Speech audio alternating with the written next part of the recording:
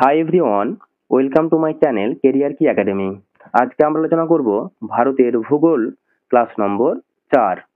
আজকেও আমরা আগের মতো 10টি গুরুত্বপূর্ণ এমসিকিউ রেখেছি।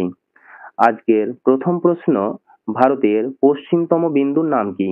এ Kibithu, B Indira Col, C Indira point, D Guhar Moti. তো সঠিক অ্যান্সার হবে ডি গুহার মতে। এছাড়াও আমরা জানি কিবিথু হচ্ছে ভারতের পূর্বতম বিন্দু, ইন্দ্রাকল হচ্ছে ভারতের উত্তরতম বিন্দু এবং ইন্দ্রা পয়েন্ট হচ্ছে ভারতের দক্ষিণতম বিন্দু। 2 নম্বর প্রশ্ন, ভারতের প্রমাণ দ্রাঘিমারেখার মান কত? A 82 degree 30 minute, B 88 degree 30 minute, C 80 degree 30 minute, D 86 degree 30 minute. সঠিক অ্যান্সার হবে এ 82 ডিগ্রি 30 মিনিট, যেটা উত্তরপ্রদেশের এলাহাবাদের উপর কল্পনা করা হয়েছে। এবং কলকাতার প্রমাণ দ্রাঘিমারেখার মান হচ্ছে 88 ডিগ্রি 30 মিনিট। 3 নম্বর প্রশ্ন, ভারতের কয়টি রাজ্যের ওপর দিয়ে কর্কট ক্রান্তিরেখা বিস্তৃত? তো এ 6টি, বি 7টি, সি 8টি, ডি 9টি। সঠিক অ্যান্সার হবে 8টি। তারপরে প্রশ্ন, 4 নম্বর প্রশ্ন, উত্তর ভারতের ম্যানচেস্টার কোন শহরকে বলা হয়? A New Delhi, B Allahabad, C Kanpur, D Ahmedabad. তো সঠিক অ্যান্সার হবে সি কানপুরকে। দক্ষিণ ভারতে ম্যানচেস্টার বলা হয় কোয়েম্বাটুরকে। 5 নম্বর প্রশ্ন, চা উৎপাদনে ভারতের কোন রাজ্য প্রথম? A Paschimbanga, B Darjeeling, C Karnataka, D Assam. সঠিক অ্যান্সার হবে ডি আসাম। আমরা জানি পশ্চিমবঙ্গের দার্জিলিং এ চা স্বাদে এবং সুগন্ধে বিশ্ববিখ্যাত। 6 নম্বর প্রশ্ন, দক্ষিণ ভারতের সর্বোচ্চ শৃঙ্গের নাম কি?